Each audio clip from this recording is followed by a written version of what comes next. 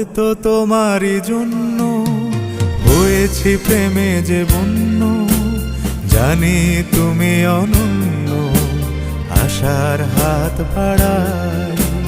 যদি কখনো একান্তে চেয়েছি তোমায় জানতে, শুরু থেকে শেষ প্রান্তে ছুটে ছুটে গেছি তাই।